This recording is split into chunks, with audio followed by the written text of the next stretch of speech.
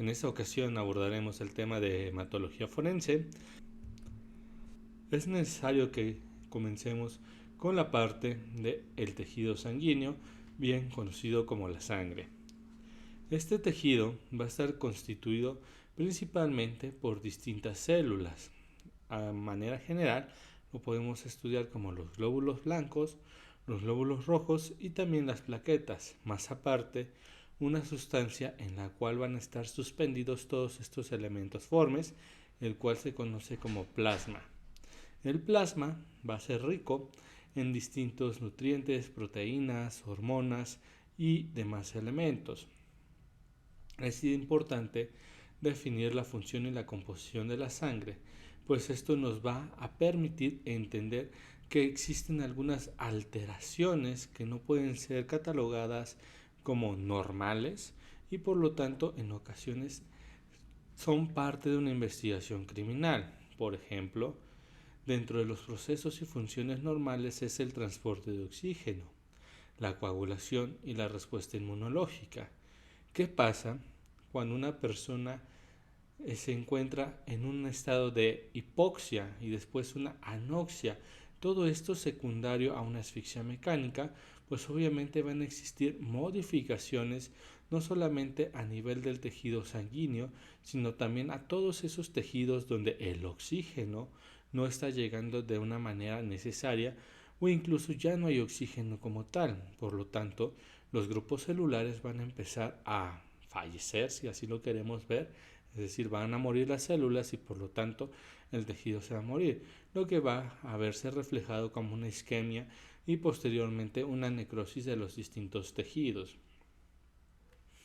El conocimiento de la estructura del tejido sanguíneo es fundamental dentro del campo de la hematología, de la medicina y obviamente dentro de nuestras áreas criminalística, ciencias forenses, también tiene un alto valor de interés, puesto que en gran cantidad de escenas relacionadas con muertes violentas vamos a encontrar como indicio biológico la sangre en primera instancia, y esta es menester que nosotros la podamos entender, estudiar y abordar de una manera adecuada para que tengamos nuestras distintas conclusiones de una manera más acertada.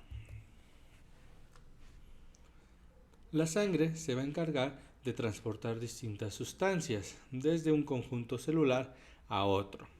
De manera general, vamos a tener que contamos con el sistema cardiocirculatorio, donde el corazón va a servir como una bomba y toda la red de vasos sanguíneos van a ser esas carreteras por la cual la sangre, junto con las distintas células que la componen, circulan a distintos destinos.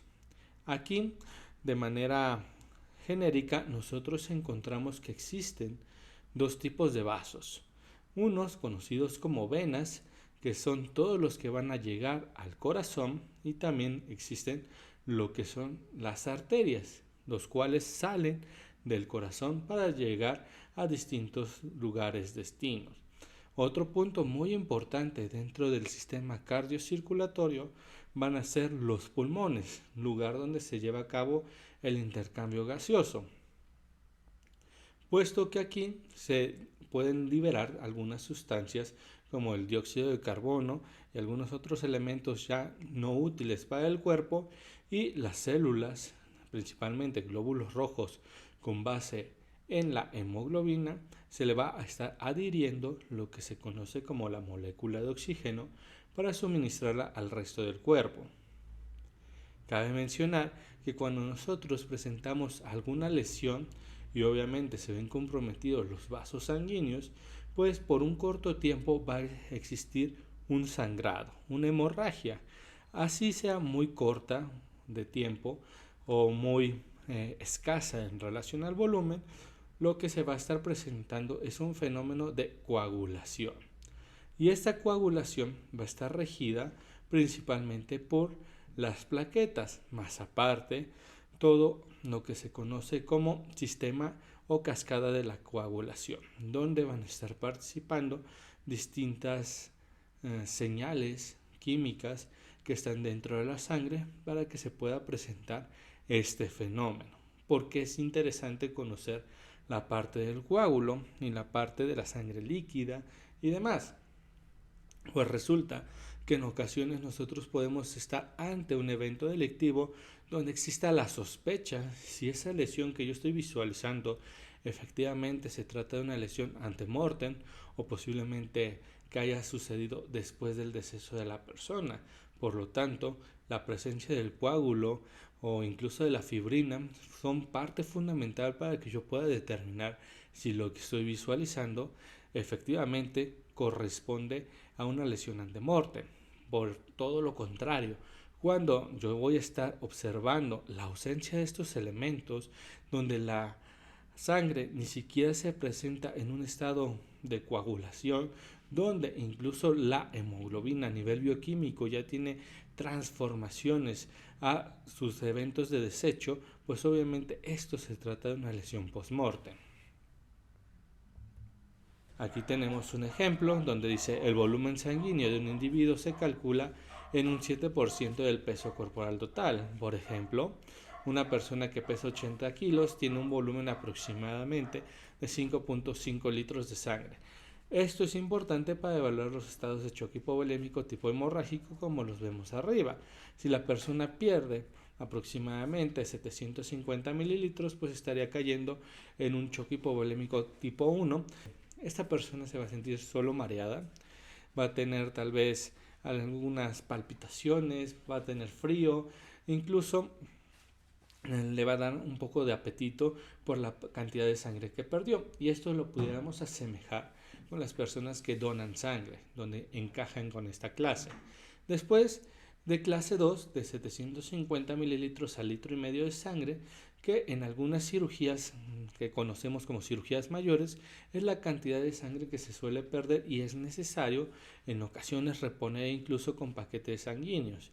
La clase número 3 y la clase número 4 ya son de interés porque a partir de aquí es cuando se pone en peligro la situación de la vida de la persona, sobre todo cuando la hemorragia no ha sido controlada o no se está suplementando en este sentido con líquidos o con algún tipo de medicamento para controlar esa situación. Origen y características morfológicas de las células sanguíneas. Todas las células sanguíneas proceden de una célula madre y esa célula madre pues resulta que tenía también su célula madre original. Vamos a explicarlo de una manera sencilla para no entrar en confusión. Resulta que cuando mamá y papá se enamoran y tienen un bebé, pues se junta el espermatozoide y el óvulo y esas células se empiezan a multiplicar.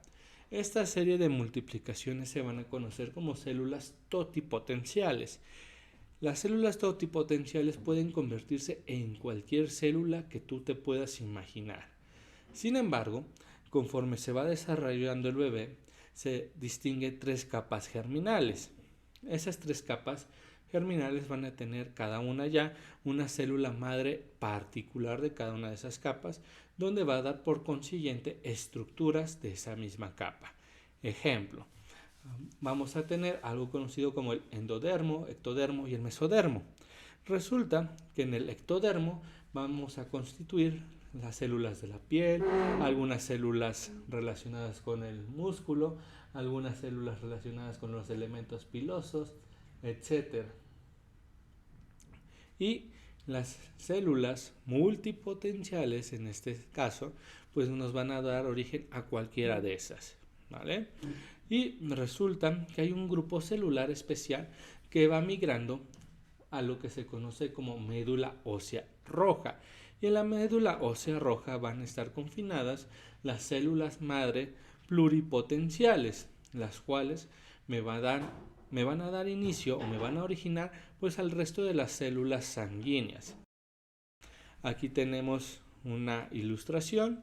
Tenemos célula madre sanguínea que está en la célula que se encuentra en la médula ósea roja, la cual se puede dividir en dos, en una mieloide y en una linfoide. Prácticamente la mieloide me va a generar lo que son glóbulos rojos y plaquetas. Para esto, para llegar hasta ahí, pues esta célula también debe de sufrir una serie de maduración, si así lo queremos entender, Por lo tanto, se va a ir diferenciando hasta tener ya una célula madura con estas características. Por otra parte, lo que va a hacer la célula madre linfoide me va a dar a los linfocitos. Si te das cuenta, dentro de la célula madre mieloide existen los mieloblastos y los mieloblastos pues van a dar el resto de los glóbulos blancos restantes como los macrófagos, los basófilos, los neutrófilos, etc. Y prácticamente todo parte de una célula de manera puntual. Los leucocitos o glóbulos blancos se pueden estar englobando en neutrófilos, linfocitos, monocitos, eosinófilos y basófilos. Estos van a constituir la parte fundamental de lo que se conoce como sistema inmune, junto con otras estructuras del cuerpo como pudiera ser el timo, el vaso, la piel, etc. Y los eritrocitos van a estar constituyendo el porcentaje que nosotros conocemos de manera un poco más común como glóbulos rojos, los cuales ya mencionábamos anteriormente que una de sus funciones es llevar oxígeno por medio de la hemoglobina. Y los trombocitos también se les conoce como plaquetas, que igualmente ya las mencionábamos, y contribuyen en los procesos de coagulación. En las investigaciones criminales relacionadas con cadáveres se puede clasificar las lesiones en dos grupos, antemortem y postmortem. Por ejemplo, si una lesión se produjo mientras la persona estaba viva, existirá participación de células sanguíneas y coagulación para intentar reparar la lesión. Si una lesión se produce después de la muerte, la persona ya no tendrá esta actividad por parte de las células hematológicas. Esto ya lo estábamos abordando hace un instante, ¿verdad? Y forma parte de nuestro día a día, sobre todo cuando de manera macroscópica yo tengo una incertidumbre de, caray, no sé si eso que estoy visualizando efectivamente se trate de una lesión antemortem o postmortem. Se puede recurrir a lo que son estudios anatomopatológicos, se pueden recurrir a estudios bioquímicos y otros por consiguiente, y de esa manera demostrar y corroborar el origen de esa lesión. Métodos de recuento en las células sanguíneas. Aquí tenemos que conocer algunas técnicas utilizadas para conocer cuántas células existen y de qué tipo son esas células que se obtienen a partir de una muestra de sangre. ¿Esto para qué me va a ser de interés? Pues en ocasiones resulta que las personas, a pesar de que todos seamos humanos, hay algunos que pudiéramos tener alguna enfermedad de base y nos puede estar orientando en relación a un problema de salud, e incluso hay enfermedades que no se van a manifestar de la misma manera en ti, en mí o en cualquier otra persona, y eso pueden ser considerados como criterios de inclusión para la identificación de algún sujeto. Por otra parte, también hay algunas células que se van a estar modificando, destruyendo, conglomerando, etcétera, lo cual va a estar relacionándose con alguna sustancia tóxica, con algún veneno y demás. Por ello, existen distintos métodos los cuales podemos estar empleando. Vamos a ir mencionando algunos de ellos. Por ejemplo, el conteo manual, que vendría siendo la microscopía y la cámara de recuento.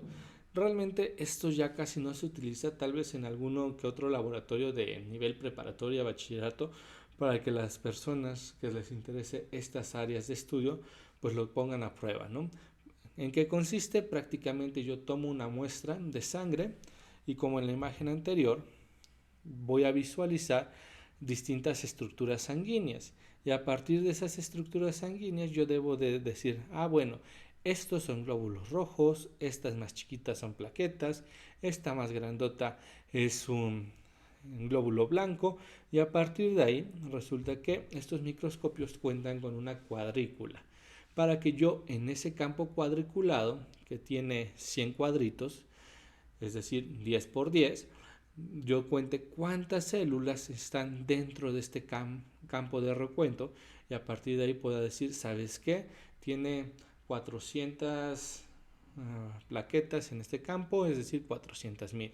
Tiene 20 glóbulos blancos de este tipo, entonces se genera la siguiente conclusión, ¿vale?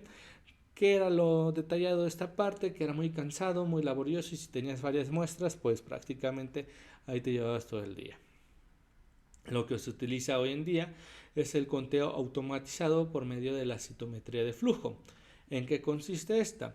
Prácticamente hay una luz por medio de un láser, la cual va a estar incidiendo directamente a todas las células sanguíneas que van a pasar. Imaginemos que se monta lo que es la muestra sanguínea y esa muestra sanguínea pasa por un filtro donde todas las células sanguíneas las van a formar y va a pasar una por una. Es el haz de luz por medio del láser, va a incidir en cada una de ellas y por medio de las características que tiene va a generar una luz fluorescente, y esa luz fluorescente se va a interpretar como este es un glóbulo rojo, este es un glóbulo blanco, esta es una plaqueta, y posteriormente de manera automática me arrojan el resultado de cuántas células hay. Y finalmente, la microscopía de fluorescencia por medio de marcadores específicos. Esto realmente en el ámbito criminalístico o de ciencias forenses no tiene mucho peso, pero en el ámbito médico sí, ya que en ocasiones por medio de estos marcadores yo puedo conocer de manera muy específica qué tipo de células se trata, o incluso si son células madres o una célula que se encuentra apenas en desarrollo, en diferenciación, la cual está expresando otros marcadores distintos, o incluso si se tratara de alguna célula cancerosa. Los métodos de recuento de las células sanguíneas desempeñan un papel crucial en la investigación criminal por varias razones de gran importancia, como puede ser la determinación de causa de muerte. Ejemplo, ¿verdad? Si yo encuentro a una persona con una hemoglobina bastante baja, la cual todavía me dan datos de que se encuentre en un estado normocítico normocrómico, es decir, que esa persona perdió sangre de manera aguda, de manera abrupta en ese instante. Por otra parte, si yo encuentro una persona que igual dentro de sus glóbulos rojos tiene una hemoglobina ya considerada como microcítica hipocrómica, pues seguramente esa causa de muerte no está relacionada con un choque hipovolémico, al menos no de primera instancia, sino más bien con una enfermedad carencial, crónica, etcétera, lo cual pudiéramos observar posiblemente en niños que son maltratados, en niños que no se alimentan correctamente, o en las personas de la tercera edad que las limitan en el acceso a sus alimentos, entre otros. La identificación de sustancias tóxicas.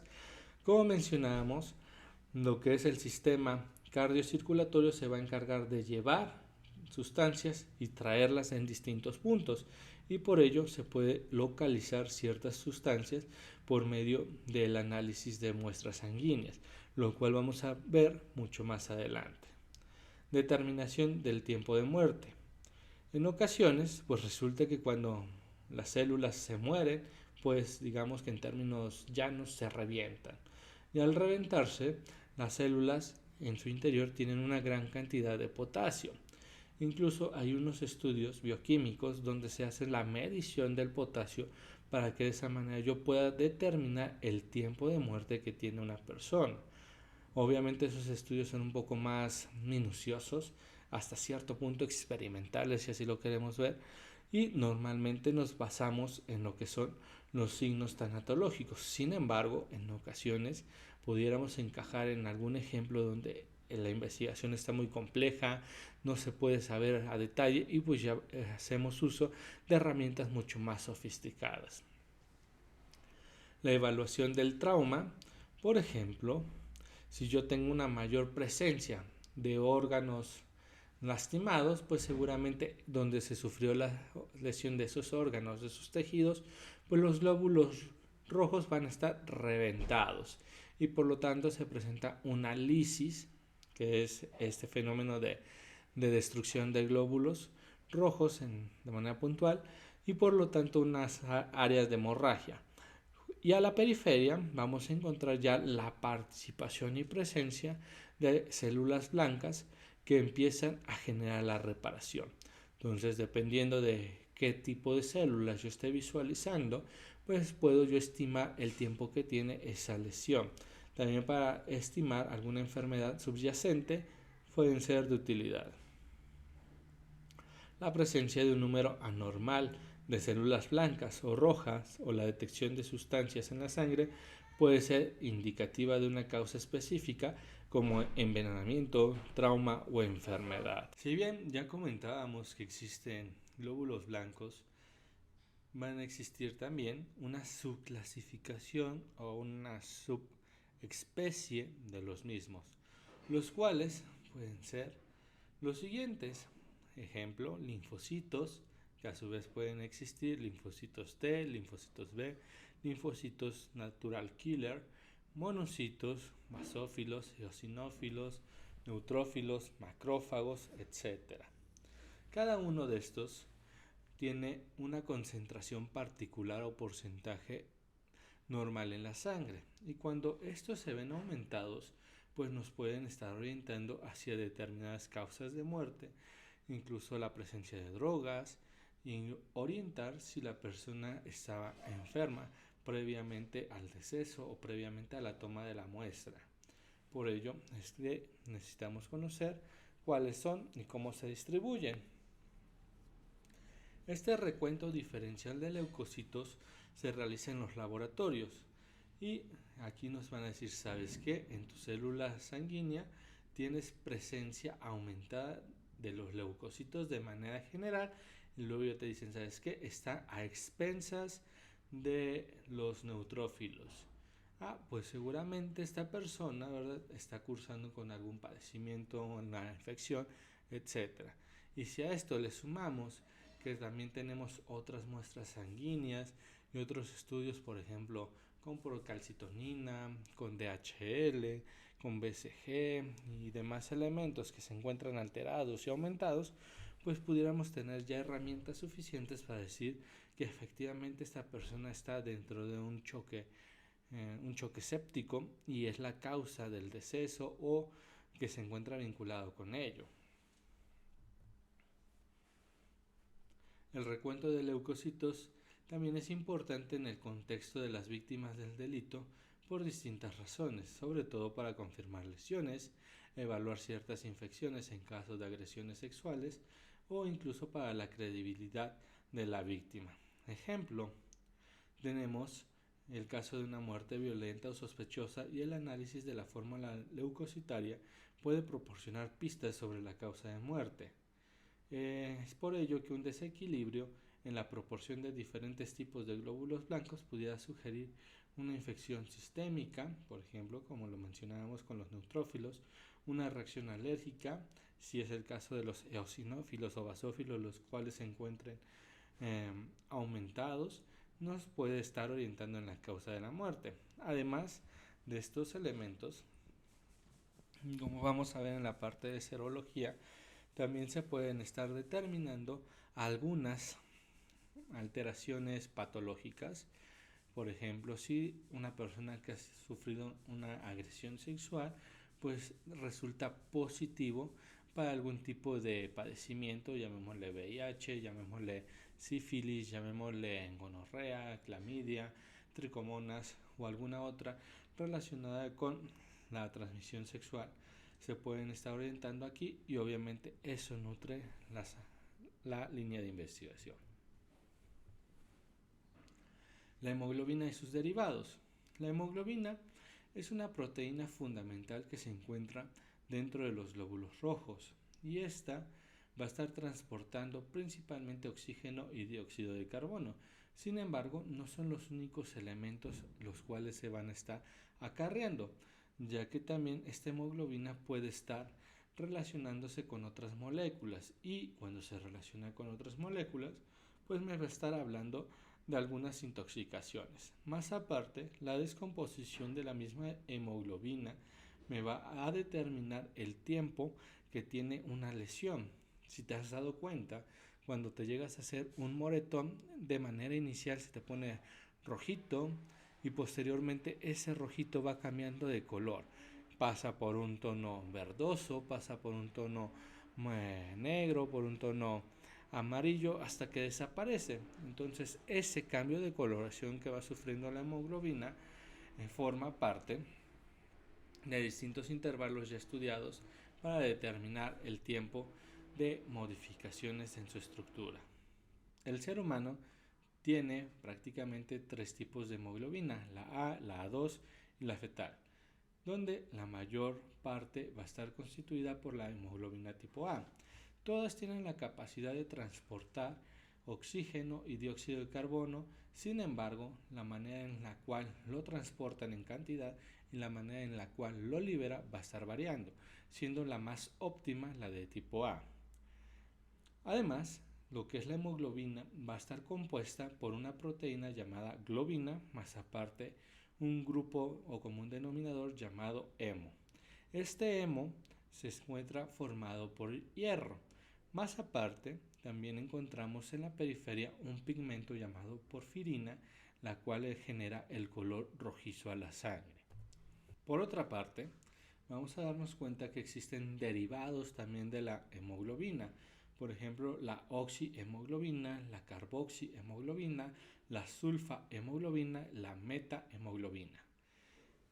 Esta serie de prefijos, si se dan cuenta, nos hace referencia a qué es lo que está concentrado principalmente dentro de la sangre. Por ejemplo, la oxihemoglobina me está dando a entender que esa hemoglobina es rica en oxígeno. La carboxihemoglobina me está indicando que está rica en monóxido o dióxido de carbono. La sulfahemoglobina, pues principalmente lo que tiene son sulfatos. La metahemoglobina es una hemoglobina de transición que en ocasiones puede estar presente en estados de intoxicación o envenenamiento. Aquí lo que normalmente nosotros solemos observar es la determinación de carboxihemoglobina, sobre todo en víctimas relacionadas con incendios. Y como tenemos el siguiente ejemplo. Si ocurre un incendio donde hay víctimas fatales y queremos saber si su muerte se debió a la intoxicación por monóxido de carbono o a las quemaduras ocasionadas, solicitamos un examen de carboxihemoglobina. Si ésta se encuentra elevada, nos orienta a que las víctimas fallecieron por la intoxicación del humo inhalado y no por las quemaduras, es decir, su hemoglobina tenía grandes concentraciones de este monóxido de carbono. Resulta que a la hemoglobina le gustan los chicos malos y el chico malo en este caso es el monóxido de carbono y le va a decir al oxígeno, ¿sabes qué? Tú no me gustas, tú no me tratas mal, así que quédate. Y prácticamente lo deja en visto y se va con el monóxido de carbono. Sin embargo, la hemoglobina no se da cuenta, ¿verdad? No quiere abrir los ojos y no se percata que realmente eso le hace un daño. Y por más de que lo quiere dejar y lo quiere dejar, no puede porque se forma una relación tóxica, literalmente tóxica. Y por lo tanto, se sigue acumulando y acumulando ese monóxido de carbono y a pesar de que ese glóbulo rojo con monóxido de carbono llegue nuevamente a los pulmones, no lo puede liberar porque esta molécula de monóxido de carbono tiene una muy grande afinidad por la hemoglobina. Por lo tanto, se necesita un gran paso de tiempo, más aparte que la concentración de oxígeno realmente esté aumentando de manera significativa para que se genere una competencia mucho más equiparada y de esa manera la hemoglobina pudiera dejar al monóxido de carbono. Características generales y métodos de determinación cuantitativa. Este tema trata sobre las características generales y los métodos de determinación cuantitativa en la hematología forense, que se enfoca en la evaluación cuantitativa de los componentes sanguíneos en el ámbito de la investigación forense. Es importante para definir los procedimientos y herramientas utilizados en la cuantificación de elementos, los que proporcionan una base científica y sólida para el análisis de evidencia en el campo forense. Estos métodos son esenciales para establecer la integridad de las pruebas recopiladas en la escena del crimen y para respaldar toda decisión judicial con base en nuestras pruebas. Dentro de la hematología y la serología Ambas ramas, principalmente de la medicina, pues se encargan del estudio de la sangre y demás sustancias, donde nosotros podemos obtener información tanto cualitativa como cuantitativa, donde nos podemos informar sobre el estado de salud, sobre el estado de alguna enfermedad o intoxicación de una persona, lo cual puede tener repercusión en la solución de un conflicto legal. Por ello, algunas de las características generales desde la hematología es que principalmente se encargan del estudio de la sangre y sus componentes, como ya veníamos aperturando en un inicio de la sesión. También es utilizada para diagnosticar enfermedades sanguíneas y monitorear la salud, y métodos incluidos dentro de un hemograma completo y pruebas de coagulación, que comúnmente se conoce como la biometría o citometría hemática, junto con los tiempos de coagulación. En el caso de la serología se va a encargar de estar estudiando anticuerpos y antígenos en el suero de la sangre. Los anticuerpos resulta que son producidos por nuestras células, mientras que los antígenos son, digamos, ciertas áreas de reconocimiento que pueden tener virus, bacterias y demás elementos que ingresan a nuestro cuerpo. También dentro de la serología se utilizan para el diagnóstico de infecciones, pruebas de compatibilidad sanguínea y otros métodos para la detección de anticuerpos y antígenos. Por ejemplo, cuando una persona se sospecha que tiene una enfermedad relacionada con el VIH, lo primero que se genera o lo primero que se pide son anticuerpos. Después de los anticuerpos, que es nuestra prueba de ELISA, se pide el Western blot, y en este caso ya son antígenos los que se van a estar buscando para confirmar la presencia de ese virus todavía en la sangre. Y después de ello, pues vamos al siguiente nivel, que es la determinación de copias virales y demás. Índices eritrocitarios. En este tema tenemos que conocer de manera general qué son los índices eritrocitarios y cómo pueden participar en una investigación forense.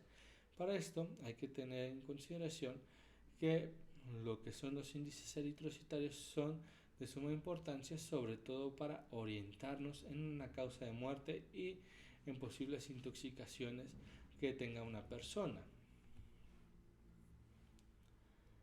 El hematocrito no es más que la concentración de glóbulos rojos en relación al volumen total de la sangre. En ocasiones, las personas pueden tener más glóbulos rojos en relación a su volumen, y eso se conoce como poligloburia. Entonces, ¿por qué una persona podría tener eso? Pues resulta que esa persona posiblemente ha estado por mucho tiempo en un estado hipóxico, ¿vale? Es decir, fuma, es decir, se dedica tal vez a la minería, es decir, posiblemente siempre ha cocinado con leña, etcétera, lo cual hace que su cuerpo necesite producir más glóbulos rojos para cubrir las necesidades de oxigenación en su cuerpo. Por otra parte, o el lado contrario, cuando yo tengo una baja concentración de glóbulos rojos, por consiguiente también voy a tener una baja concentración de hemoglobina, lo cual se va a estar interpretando de manera mucho más típica y común en anemias. Y estas anemias, como ya mencionábamos hace un instante, pueden ser de distintos tipos. Para no confundirnos y tener siempre la misma sintonía, la palabra anemia la vamos a relacionar con una hemoglobina baja. Obviamente esa hemoglobina baja puede deberse a distintas situaciones, desde que no se está alimentando correctamente la persona, desde que tenga una enfermedad de base, desde que tenga un sangrado de interés, entre otros. Continuando con el tema de las anemias, vamos a darnos cuenta que existen otros dos elementos de interés además de la hemoglobina, lo que vendría siendo BCM y HCM, los cuales van a ser de utilidad para que yo pueda clasificar el tipo de anemia. En primera instancia, BCM me va a estar hablando del tamaño del eritrocito. Si es muy grande, lo voy a conocer como macrocítico. y si es muy pequeño, lo voy a determinar como microcítico, y si es normal, normocítico. Mientras que CHCM me va a estar hablando de qué tan rojo o pálido es mi eritrocito. Normalmente lo podemos encontrar como hipercrómico, es decir, muy rojo, hipocrómico, muy pálido, y normocrómico, que es lo ideal. Tenemos un ejemplo. En investigaciones criminales relacionadas con el abuso de sustancias como drogas y alcohol, los análisis de sangre revelan niveles bajos de hemoglobina o recuentos bajos de glóbulos rojos que pueden indicar este patrón de abuso crónico de estas sustancias. ¿Para qué me va a ser de utilidad? Pues obviamente para tener un antecedente. También hay personas que tienen una enfermedad crónica, llamémosle diabetes, llamémosle cáncer, llamémosle lo que tú gustes, pero que ya la traen acarreando durante varios años. Entonces también van a desarrollar a la larga lo que se conoce como una anemia. Y es por ello que yo debo de dominar y conocer algunas alteraciones que esperaría yo encontrar en alguna persona. Y si no están ahí, pues preguntarme por qué no están apareciendo, si es lo que se supone que debería de estar, si se está suplementando, si se transfundió o qué otros elementos. La eritrosedimentación es la velocidad con la cual los glóbulos rojos se van hasta la parte inferior del tubo de ensayo y por consiguiente se separan del plasma y de los glóbulos blancos. En la ilustración del lado derecho podemos visualizar en un color amarillo lo que corresponde al plasma, mientras que en la parte inferior, en un tono negro o rojo oscuro, vendría siendo como tal los eritrocitos. Principalmente la velocidad de eritrosedimentación se utiliza con fines de una respuesta inflamatoria, infecciones y lesiones. En nuestro caso forense, lo pudiéramos estar estimando para ciertas lesiones de interés. Por otra parte, la eritrosedimentación también se conoce como VSG, velocidad de eritrosedimentación globular. Para esto se van a tomar unas pipetas ya graduadas, se coloca la muestra de sangre y se espera una hora. En esa hora nosotros tenemos que comprobar cuánto descendió, avanzó lo que fue el glóbulo rojo y con base en ello nos vamos a estar orientando en un contexto médico en relación a los patrones de inflamación o deterioro en causas de muerte violenta y demás. A mayor resultado de la BSG, pues esto me determina que hay un mayor grado de inflamación, por consiguiente de lesión. La medición de la eritrosedimentación puede formar parte del conjunto de pruebas utilizados por los investigadores criminales para proporcionar un contexto sobre el estado de salud del individuo en un momento de su muerte. Es decir, cuando sobre todo existe una problemática de índole médico-legal, donde las personas demandan al médico, ¿verdad? Y dicen, no, si mi familiar estaba completamente sano, nada más venía porque, no sé, tenía un cuadro de gripe y de repente lo intubaron, de repente le hicieron esto y el otro, pues con base en todos estos resultados de laboratorio pudiéramos justificar si efectivamente ameritaba esa serie de tratamientos o definitivamente no, y a partir de ahí concluir si se está ante una mala praxis, alguna negligencia o demás elementos relacionados con esta práctica médica. Otras propiedades físicas de la sangre.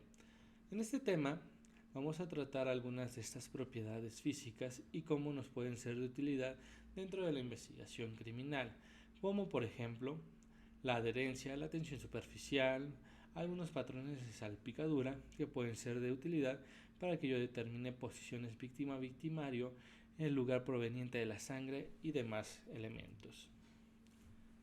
Las propiedades físicas de la sangre, pues resulta que la sangre no es completamente líquida, sino más bien es viscosa y por lo tanto es más densa que el agua, lo cual le confiere una serie de características especiales. Si a esto le sumamos que esta sangre lleva una circulación Dependiendo si va por las arterias o va por las venas, pues obviamente la presión y la intensidad con la cual va a estar circulando va a ser distinta. ¿Qué es lo que pasa si se presenta un corte de una vena? Pues normalmente las venas carecen de un pulso, por lo tanto esa sangre se escurre. Mientras que si la sangre se produce a nivel de una arteria, pues esa arteria sí tiene un pulso y por lo tanto mientras más próxima esté del corazón la arteria, con mayor fuerza va a salpicar la sangre si así lo queremos ver, ¿vale? También va a tener un color y un pH particular. El color lo pudiéramos visualizar en rojo y este rojo lo podemos subclasificar en dos, un rojo oscuro y un rojo escarlata. El color rojo escarlata me orienta más a que se trata de una sangre proveniente de arteria y el color rojo oscuro una sangre venosa. El pH normalmente no varía tanto si es sangre venosa o arterial y oscila entre 7.35 y 7.45. ¿Para qué necesito saber esto? Pues en ocasiones, ¿verdad? Si la persona tiene algún padecimiento, si la persona se asfixió, si la persona, lo que tú gustes, pues me va a cambiar este pH. Por ejemplo, en las asfixias que generan el deceso de una persona, lo que yo voy a estar observando va a ser una acidosis respiratoria, es decir, este pH va a disminuir y lo que es la presión de dióxido de carbono va a estar aumentando. La temperatura va a depender del cuerpo. Existen ciertos núcleos del control térmico, más aparte el movimiento que tiene la sangre, pues va generando una temperatura extra. A mayor, digamos, profundidad de la sangre en su recorrido, mayor temperatura va a tener, medio grado centígrado, 1 grado centígrado más, en comparación de los vasos que van a estar más superficiales. La tensión superficial también es importante porque evita que se colapsen los vasos sanguíneos. Tiene la coagulación, y esta coagulación es un fenómeno donde la sangre pasa de ser de un estado líquido a un estado, llamémosle, sólido. Y este coágulo tiene ciertas propiedades que yo puedo estar estudiando para determinar si se trata de una lesión antemortem o postmortem, como ya mencionábamos en un inicio, y agregando a ello si la persona pudiera tener alguna enfermedad relacionada con la coagulación, o por otra parte, que la persona se encontrara en un estado de anticoagulación, por ejemplo, personas que necesitan tener su anticoagulante porque ya sufrieron previamente un infarto o qué sé yo, o porque tuvieron el reemplazo de alguna articulación llamativa y están anticoagulados. Resulta que si se lastiman y tienen una herida que tal vez para otra persona no pudiera ser tan significante, pues en estas personas hay que tener mucho más cuidado porque se pueden desangrar mucho más rápido. El flujo y la tensión sanguínea también es importante. El flujo normalmente va a ser de el corazón hacia la periferia y luego ya va a ir regresando de la periferia hacia el corazón, y la tensión sanguínea va a ser mucho más grande o aumentada en lo que viene siendo las arterias que salen del corazón y mucho más disminuida en las venas que regresan hacia el corazón. Estas propiedades físicas de la sangre son cruciales dentro de la investigación forense y, como ya mencionábamos, la hemoglobina se va a estar descomponiendo y por lo tanto voy a observar distintas coloraciones a lo largo de algunas equimosis o hematomas y con base en ello determinar el tiempo que tiene de haberse producido. Por otra parte, existen fenómenos cadavéricos llamados livor mortis o livideces cadavéricas que consisten en la formación de una mancha color violácea en el cuerpo por acción de la gravedad, y esto es crucial para que nosotros podamos determinar la posición del cadáver y el intervalo post-mortem. Resulta que dentro de las primeras 12 horas estas livideces se van a estar formando, por lo tanto si yo cambio el cadáver de posición, esas livideces se van a mover hacia el nuevo cambio de posición que se tiene. De las 12 a las 24 horas las livideces que se habían formado ya no van a desaparecer, y si el cadáver se modifica, pues entonces se van a formar nuevas livideces. Y después de las 24 horas ya no se forma ninguna lividez.